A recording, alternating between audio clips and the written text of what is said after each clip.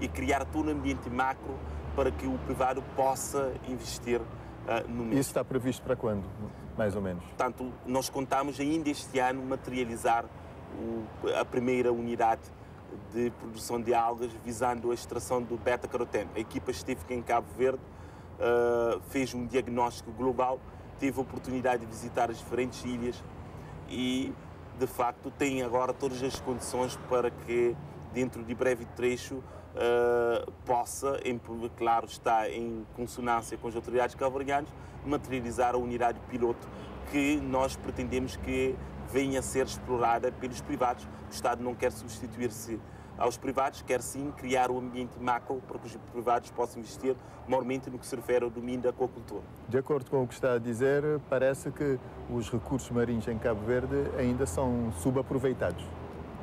Eu diria que não subaproveitados, mas que estão sendo cada vez mais aproveitados. Porque, como nós costumamos dizer, que nós temos plena noção do que falta fazer, do que já foi feito. Muitas vezes não fazemos mais porque os recursos do país não permitem materializar tal desiderato. Só por causa disso. Mas na medida dos recursos existentes, nós temos vindo cada vez mais a materializar projetos-chave que verdadeiramente contribuem para desenvolver o setor e, em última instância, incrementar o seu contributo para o PIB. Mais do que palavras, nós estamos a passar às ações e estamos a fazer as pessoas, portanto, a criar as condições para que as pessoas possam sentir essa mudança. Como é que perspectiva o setor daqui a 5 anos?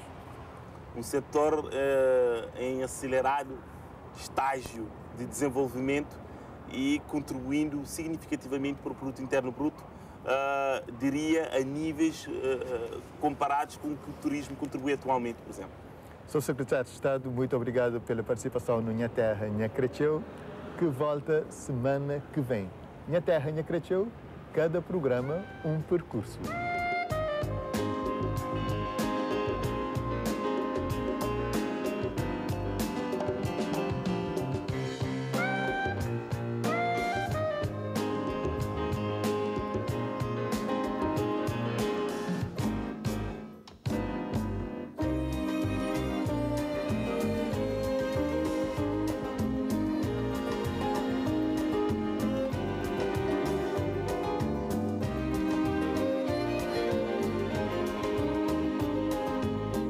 Este programa tem o patrocínio de... Dantes, com o serviço de internet móvel da CV Móvel, já podias dizer ao mundo o que sentias e partilhavas com todos aquilo que mais gostavas. Agora, continuas a poder fazer tudo isso, mas muito mais rápido.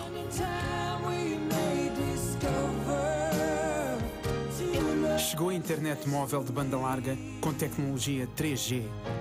3G da CV Móvel.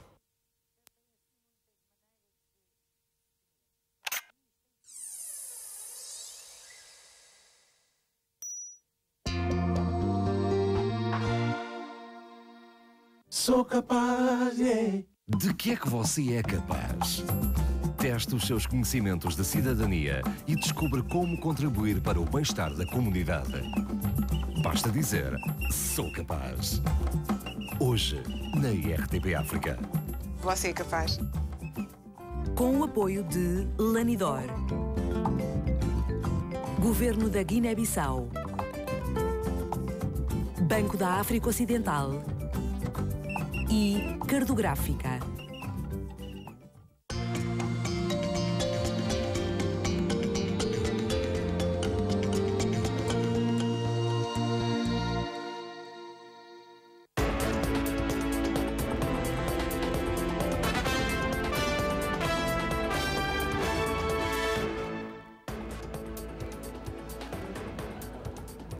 Olá, bem-vindo ao Fórum África. O tráfico de seres humanos não é um fenómeno recente, mas relatórios internacionais indicam que o número de pessoas traficadas despoltou na última década. É um negócio muito lucrativo, em termos globais considerado como a terceira atividade ilegal mais rentável do mundo, ficando apenas atrás do tráfico de armas e de drogas. É um crime global e transnacional que esbarra muitas vezes no vazio legal e que resulta em baixas taxas de investigação e penalização criminal. De acordo com as Nações Unidas, cerca de 2,5 milhões de pessoas são vendidas todos os anos, 80% das mulheres são vítimas de tráfico sexual. Em Portugal, o Movimento Democrático de Mulheres criou um projeto para trabalhar esta questão. Sandra Benfica coordena o projeto Tráfico de Mulheres, Romper o Silêncio, e é a nossa convidada de hoje. Bom dia, Sandra. Muito obrigada por estar connosco. Muito obrigada a nós. Há logo à partida, neste fenómeno do tráfico de mulheres, um problema, uma dificuldade para o combater, que é o conceito. É um conceito complexo, não é? Isto torna logo algumas dificuldades, cria logo algumas dificuldades. Sim, é um conceito bastante complexo. Mas existem outras coisas muito complexas no mundo e não é por causa disso que elas deixam de ser combatidas. Acontece é que este é um crime que ainda é bastante oculto nas sociedades, na sociedade portuguesa e também na Europa ainda é muito oculto. E posso lhe dizer que com a experiência que temos de desenvolvimento deste projeto tem sido muitas vezes assinalado pelas pessoas com quem conversamos e até por algumas organizações um total desconhecimento que em pleno século XXI existam pessoas em situação de escravatura. Mas também há um preconceito muito grande e digo isto porque, como disse e muito bem, a esmagadora maioria das mulheres traficadas e jovens raparigas são com o fim da sua exploração sexual. E existe uma aceitação tácita das sociedades ocidentais para o fenómeno da prostituição, para o crime da prostituição. E, portanto, muitas vezes olha-se para a mulher prostituída como uma mulher que fez uma escolha, uma mulher que tomou uma opção, e sendo que isto não é verdade, e também evita dessa forma, essa visão que temos sobre a prostituição, evita que se façam investigações e que se pergunte, que se questione efetivamente se muitas destas mulheres não estão em situação também de tráfico. E essa é uma grande dificuldade. Depois, naturalmente, que do ponto de vista da investigação e também do ponto de vista das medidas de proteção à vítima, torna tudo muito mais difícil, porque é muito difícil a uma vítima de tráfico pedir ajuda. E é muito difícil fazer prova sem a sua colaboração que efetivamente é vítima desse crime. Assim sendo, naturalmente, a falta de investigação, a falta de coordenação, a falta de medidas efetivas de proteção à vítima, o que é que permite? Permite que este negócio efetivamente vá crescendo. É um negócio, como também disse muito bem, muito lucrativo. Há quem aponte já e diga que é um negócio mais lucrativo que o próprio tráfico de armas e de droga. Aliás, muitas vezes está associado numa percentagem muito significativa de redes, portanto, estão associadas, e todo este caldo cultural, económico, permite que efetivamente haja condições para que aumente exponencialmente Numa entrevista recente, a Sandra dava um exemplo para demonstrar essa rentabilidade, não é? Porque uma dose de droga é vendida e consumida e desaparece. Sim. E uma mulher pode ser vendida várias vezes, não é? Olha, saiu um relatório muito interessante no dia 3 de fevereiro, de um conjunto de organizações que operam na Europa e que davam conta que nos últimos 5 anos a revenda de mulheres traficadas aumentou 50%. Por valores que podem rondar os 1.500 a 2.500 euros, sendo que esta diferenciação de preço é feita pela sua idade, naturalmente, quando mais novas, mais caras, também pela sua etnia, pelas suas características físicas e também pelo seu desgaste. Mas, por exemplo, a rede que começou a ser ontem julgada em Albufeira também tinha componentes de revenda de vítimas e, por exemplo, o preço aqui rondava os 500 euros. Significa que estas mulheres, para além de serem traficadas, serem mantidas numa perspectiva absoluta de escravatura.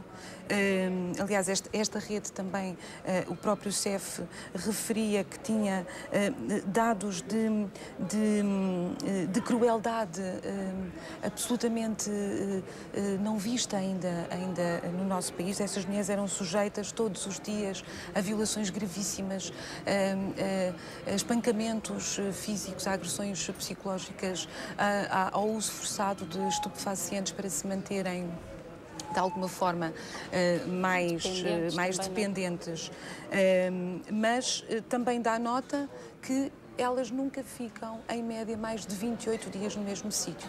Portanto, daí a sua questão fazer todo o sentido. É que elas são vendidas e revendidas e, no fundo, uma mulher na prostituição pode ser vendida 50 vezes durante o dia e, portanto, é uma fonte quase inesgotável, barata, de exploração da vida humana. Em relação a este caso concreto, deste julgamento que começou, para vocês que trabalham no terreno e que têm dados sobre o que vai acontecendo e muitas destas histórias dramáticas, é um sucesso ver, de facto, a chegar a julgamento. Claro que sim. Congratulam-se com este facto de chamar... É uma chamada de atenção também Claro para este problema. Claro que sim. E significa que alguma coisa está a funcionar. Significa que alguma coisa está a funcionar. Eu creio que durante muito tempo pensámos que isto era um fenómeno que não nos tocava diretamente. E se há coisa que é mais que evidente é que não há nenhum país que possa dizer que está imune a este fenómeno. E sabe-se, aliás, num conjunto muito alargado de relatórios internacionais, que Portugal é um país de trânsito, mas também de permanência de vítimas de tráfico. E, efetivamente, os próprios relatórios do Observatório de Tráfico de Seres Humanos acabavam, na nossa opinião, por não refletir, efetivamente, esta especificidade do tráfico de mulheres e para este fim.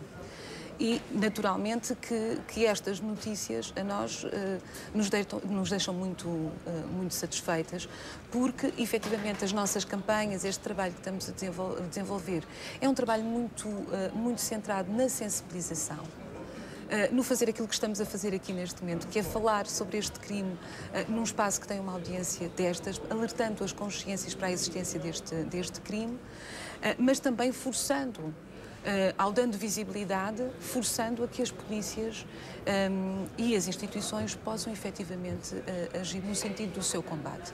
Claro está que ficamos muito felizes por esta rede ter sido apanhada e por estar a ser julgada e esperamos que efetivamente seja condenada.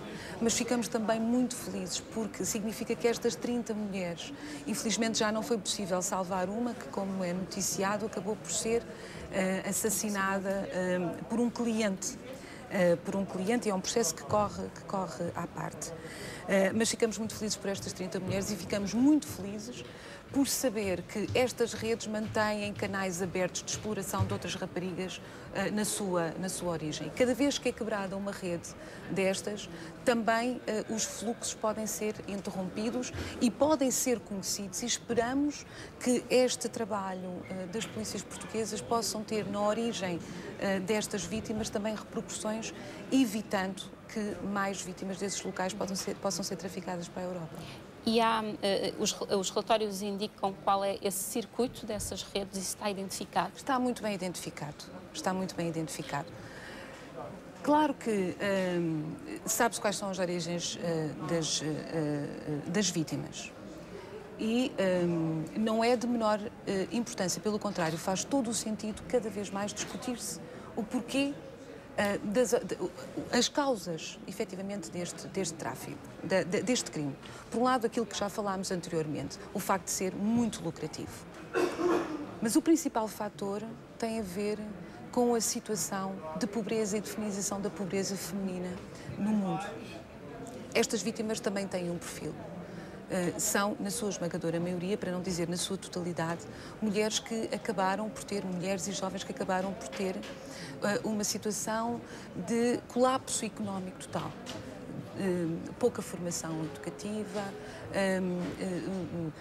poucas oportunidades de própria subsistência e, portanto, é neste caldo de pobreza, de globalização, de imigração que efetivamente estas redes operam. E operam com a abertura de uma esperança, oferecendo condições alternativas de vida na Europa ou nos Estados Unidos. Portanto, é um recrutamento feito com base num aliciamento para uma vida melhor. É feito aliciamento de uma vida melhor. Portanto, isto são mulheres, são meninas que vêm com a esperança que efetivamente vão ter uma vida melhor, um futuro que não podem ter na sua terra. E quando chegam, é com este cenário que se deparam. E como dizia, as mulheres migrantes são particularmente vulneráveis, não é? Por esse aliciamento também. São particularmente vulneráveis, embora deixe-me que lhe diga que não é um elemento exclusivo das mulheres imigrantes. E isto, dito às vezes assim, pode parecer que existe um preconceito relativamente às mulheres imigrantes, o que não é verdade. O que acontece é que, por exemplo, Portugal só considera crime de tráfico de seres humanos se tratar de uma vítima imigrante. O tráfico doméstico que existe com expressão significativa no nosso país, não é considerado, é tratado num outro quadro legal que não este do crime de tráfico de seres humanos. Mas, efetivamente, a imigração, os fluxos migratórios são um fator acrescido de vulnerabilidade para as mulheres. E, portanto, há um aproveitamento efetivo destas mulheres que vêm efetivamente com este sentido, emigrar para a Europa, para os Estados Unidos, também para a Ásia, com o sentido de obter uma melhor condição de vida para os seus e para si própria, e que acabam nestas redes que têm estas características que já falámos. E as políticas de imigração impostas nestes países europeus, às vezes de restrição, empurram às vezes para essa clandestinidade e para essas situações? Evidente, evidente. E esse é um problema que tende a agravar. Se estivermos atentos às notícias que vêm da França, que vêm da Alemanha, é isso que temos. Portanto, uma Europa xenófoba, uma Europa com traços racistas e, efetivamente, é um elemento mais que nos preocupa no sentido que achamos que é um fenómeno acrescido à gravidade que já tem o tráfico de seres humanos. Mas é muito curioso, por exemplo, assinalar que nos países onde, por exemplo, a prostituição foi legalizada, eu dou-lhe o caso da Alemanha, foi legalizada em 2002 e foi legalizada na base do discurso humano centrado na vítima do tráfico de seres humanos, dizendo que o facto da prostituição ser ilegal promovia o tráfico. Aquilo que se veio a verificar no ano passado, por dados oficiais governamentais, foi exatamente o oposto, o que não deveria ter sido uma surpresa. Aquilo que se descobriu foi que, nesse período, o tráfico de seres humanos aumentou para a Alemanha em 70%. Portanto, digamos que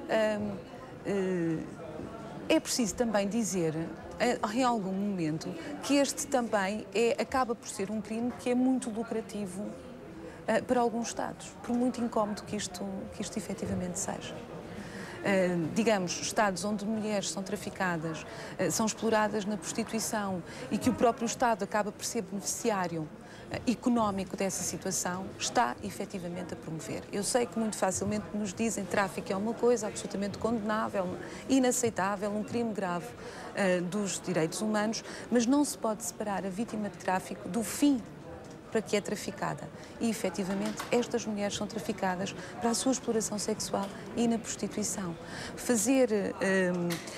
Fechar os olhos a esta realidade é um elemento muito importante para que estas redes, estas quadrilhas, como são apontadas nestes documentos, sintam, de facto, que têm mãos livres para continuar a promover este negócio que tem crescido, porque é de um negócio que se trata, tem crescido a um ritmo absolutamente assustador. Nós apontávamos no início deste ano para uma média de entrada de 700 mil mulheres e crianças só na Europa e hoje posso lhe dizer que relatórios já em fevereiro apontam para mais de 1 milhão só na Europa, o que significa que efetivamente cresceu exponencialmente nos últimos tempos. Há dados em relação também à África, ao continente africano, do número de mulheres que são vítimas deste crime? Temos dados muito, digamos, não há uma sistematização muito grande. Tem a ver com o facto de muitos países, por exemplo, ficámos também muito satisfeitos por saber que Cabo Verde começa agora a implantar algumas leis de combate ao tráfico de seres humanos, que não existiam, e é uma característica. Há muitos países que efetivamente ainda não têm legislação adaptada a este crime. Mas não é por acaso que se diz que a África é o hipermercado do tráfico de seres humanos. Portanto, é assim que é conhecido. Entram muitas vítimas na Europa, há um mercado muito crescente para a Ásia e tem a ver com aquilo que lhe disse anteriormente, as características físicas, as etnias, portanto isto é um mercado de procura, portanto para satisfazer um conjunto de requisitos do cliente, não é? E portanto naturalmente que há Mas temos nota por exemplo, de dados de algumas redes de entrada, por exemplo, na África do Sul, que apontam também para anualmente há cerca de 1 milhão de crianças e mulheres que são traficadas para a África do Sul, e há efetivamente muitas mulheres, por exemplo, nessa situação em Portugal, nigerianas. Enfim, ainda estamos nesse continente em particular, ainda estamos num processo um pouco embrionário, tal como estamos em Portugal. Essa é que é a realidade, não é muito distinta. Estamos neste momento a conhecer melhor o fenómeno e a conseguir obter números e características de perfil do crime e das suas vítimas. Sendo que uma coisa é certa, e nisso estamos todos de acordo, é que por muitos números que se possam avançar, aquilo que vamos descobrindo é que eles estão sempre muito aquém daquela realidade. E para nós, haver 1 milhão ou haver uma vítima de tráfico de seres humanos significa exatamente a mesma coisa, e o nosso empenho é exatamente o mesmo. E muitas pessoas, falámos aqui já do fator de aliciamento, que faz com que muitas mulheres venham à procura de uma vida melhor, mas há muitas pessoas que pensam que muitas mulheres sabem ao que vão. É assim ou não? Não. Poderíamos aprofundar essa discussão na base de... Penso que me estará a tentar referir alguns discursos na base do consentimento e na base da opção das mulheres. Sabe que se há uma coisa muito importante no crime de tráfico é que o consentimento não vale para rigorosamente nada. E, portanto, qualquer pessoa que, sabendo que vem para um determinado trabalho, provavelmente sabe que vem ilegal. Provavelmente sabe que vai ter que durante um período não contatar a sua família, porque entretanto não quer, falamos das leis de imigração, e portanto não pode estar livremente nessa situação. Mas não há absolutamente nada que justifique aquilo que é o crime de tráfico de seres humanos. Absolutamente nada. Portanto, o consentimento é um elemento que a lei despreza completamente, e despreza muito bem. O que acontece a estas pessoas é que vêm para um determinado trabalho, muitas delas vêm, por exemplo, para estudar. Muitos rapazes africanos, curioso, no outro dia fomos confrontados com isto, vêm com a promessa de integrarem escolas de futebol, por exemplo. Portanto, vêm, independentemente da sua situação específica, vêm todos com esta característica, procurar uma situação melhor, um trabalho, um futuro que não encontram na sua aldeia, na sua cidade, no seu país. E quando chegam, ficam sem possibilidade de contatar os seus familiares, livremente, porque há muitas vítimas que conseguem contatar, mas não de uma forma livre, ficam sem o seu título de transporte e sem a sua documentação, e ficam forçadas a prostituir-se ou a trabalhar domesticamente em situação de escravatura. E, portanto, para nós, a questão do consentimento é absolutamente irrelevante também neste caso. Em relação às soluções, qual tem sido o papel dos governos, e nomeadamente do governo português? Olhe, as soluções têm que ser soluções macro e micro, se quisermos. Do ponto de vista macro, é preciso encontrar soluções para o mundo que não seja na base da exploração do ser humano e no empobrecimento cada vez maior das populações. E, portanto, é preciso que na sua origem, e nós olhamos para a situação portuguesa com tantas preocupações, quando todos os dias vimos mais e mais fábricas e postos de trabalho serem fechados, quando todos os dias vimos que a percentagem de desemprego feminino aumenta exponencialmente, quando vimos tanta gente desesperada, sem perspectivas de um futuro, quando abrimos as páginas dos nossos jornais e encontramos aliciamentos tão claros à prostituição de mulheres e de jovens, e também algum aliciamento para redes que nós julgamos serem de tráfico, coloca-nos um problema. De facto, não há ninguém que escolha esta vida, é esta vida que acaba por escolher estas vítimas, no sentido que precisam de sobreviver. E então nós temos que tratar as alternativas. Portanto, este seria um elemento-chave fundamental macro. Do ponto de vista micro, é preciso, efetivamente, olhar para a vítima de tráfico humano sem o preconceito. e olhar de uma forma... Dou-lhe um exemplo para ilustrar. A semana passada tivemos um estudo na mão com dados de mulheres prostituídas na moraria. Acontece que foram detectadas num universo de 101 mulheres, 46% eram estrangeiras. Mas nesse estudo em nenhum momento se pergunta se são traficadas ou não. E quando questionamos isto, há surpresa. Portanto, é preciso preparar quem está no terreno, quem intervém no terreno, para ter um olho clínico relativamente a estas coisas. Porque há indicadores. É preciso saber usá-los. Este é um elemento fundamental. Depois, é preciso, de facto, agir no sentido da proteção da vítima. Uma mulher que procura ajuda, falo numa pressão de medo muito grande. Esta jovem que foi resgatada em Coimbra, por exemplo, segundo as polícias, estava aterrorizada, como é óbvio. Estava há relativamente pouco tempo ainda em Portugal na situação de tráfico. Mas é preciso, de facto, garantir às mulheres que possam pedir ajuda, garantir que estão efetivamente protegidas. E nós temos um problema muito sério que tem a ver com o facto de termos um período de reflexão muito reduzido. É apenas de 60 dias, em que esta mulher tem que dar um conjunto de passos muito largos. Tem que conseguir libertar-se de alguma forma, tem que saber identificar-se como vítima de tráfico, porque muitas destas pessoas não se identificam como vítimas de tráfico. Muitas que procuram ajuda, procuram e acham que são vítimas de uma outra coisa qualquer. Portanto, ela tem que dar esse passo. Algumas consideram às vezes até que ainda tem que é uma dívida, não é? É uma dívida, é uma culpa. É uma culpa, porque as pessoas acabam por ser presas nestas redes e sentem-se culpadas por terem caído nesta vida. Algumas até acham que merecem, de facto, aquilo a que foram destinadas. Porque há uma destruturação, naturalmente, há uma violência psicológica muito forte e há uma destruturação, uma técnica de destruturação dessa pessoa. E, portanto, são estas pessoas que precisam de ser protegidas. Ora, não pode estar apenas no ónus da sua iniciativa a sua proteção. E, portanto, nós reivindicamos uma proteção mais efetiva. Estas mulheres têm que estar seguras se pedirem ajuda, se conseguirem fugir, se alguém puder denunciar que têm uma casa a abrigo para estar, que não vão ser repatriadas, que podem ser protegidas mesmo quando não quiserem denunciar o caso, porque não é só sobre a sua vida que recaem as ameaças, é particularmente sobre a vida dos seus familiares na origem. E, portanto, este medo também acaba por ser um aliado muito importante dos traficantes.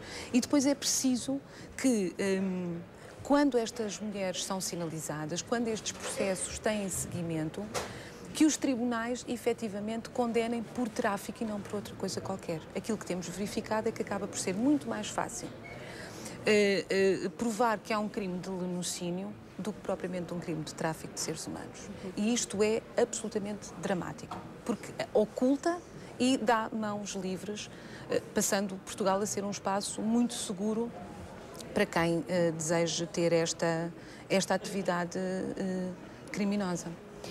No caso deste projeto da MDM, o que é que vocês têm feito? Qual é o vosso trabalho? Nós temos 3 objetivos essenciais. É esta ideia de desocultar, dar visibilidade a este crime. E, nesse sentido, temos procurado emitir muita informação factual sobre o crime, criar uma rede de parcerias com atores locais que, efetivamente, possam, próximo do fenómeno, dar-nos mais dados concretos, não só do número de vítimas, mas particularmente como estas redes estão organizadas, como é que operam, para conhecermos melhor o fenómeno no país. Procuramos que com isto a comunicação social, nas suas diferentes dimensões, possa efetivamente começar a reportar e dar uma visibilidade diferente a estas notícias, não sendo caixinhas pequeninas nos jornais, mas podendo ter artigos de fundo, podendo fazer um desenvolvimento mais aprofundado desta realidade. Procuramos fazer um trabalho junto de gente especializada na matéria. Para esse efeito, realizámos no dia 3 de fevereiro uma importante conferência internacional em Lisboa, juntou 23 países, porque, como disse, e novamente muito bem, é um crime transnacional. E, portanto, é necessário compreender, do ponto de vista global, como é que funcionam estas redes e que medidas de proteção, medidas de intervenção estão a ser feitas noutros países. Digamos,